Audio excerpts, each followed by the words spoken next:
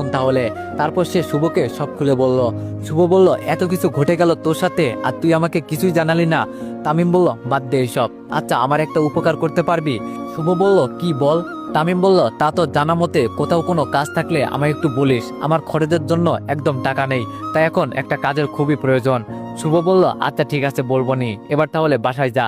তারপর তামিম সেখান থেকে বাসায় চলে আসলো। বাসায় এসে প্রতিদিনকার মতো খাওয়া দাওয়া করে সে তার রুমে চলে গেল।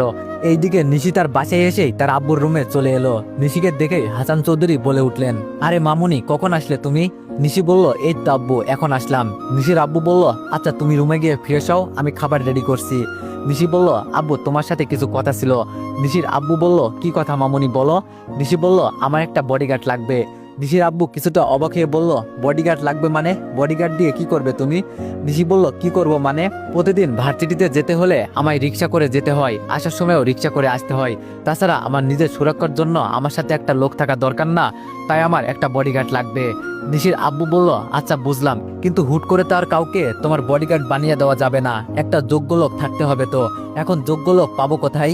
নিশি বলল, কেন, আমাদের বাসায় যে ছেলেটা কাজ করে সে আছে না, তাকে আমার বডিগার্ড বানিয়ে দাও। নিশির আব্বু বলল, কি বলিস, ওই ছেলে তোমার বডিগার্ড বানাবো মানে? ও কি তোমার বডিগার্ড হওয়ার যোগ্য নাকি? নিশি কিছুটা রাগ দেখিয়ে বলল, আমি এত কিছু বুঝি না, তুমি ওকেই আমার বডিগার্ড বানিয়ে দিবে, ব্যাস। নিশির আব্বু বলল, আরে তুমি এত রেগে যাচ্ছ কেন?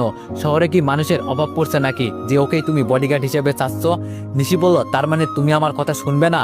নিশির আব্বু বলল, আরে, নিশি বলল, ওকেই আমার বডিগার্ড হিসেবে চাই, এটাই ফাইনাল কথা, তুমি রাজি কিনা বলো। নিশির আব্বু বলল, আচ্ছা মামুনি, ঠিক আছে, আমি রাজি, কালকে ওর সাথে আমি এই বিষয়ে কথা বলে দেখবো নি। নিশি বলল, আচ্ছা তাহলে আমি এখন ফ্রেশ হয়ে আসি, তুমি খাবার রেডি করো। নিশির আব্বু বলল, আচ্ছা।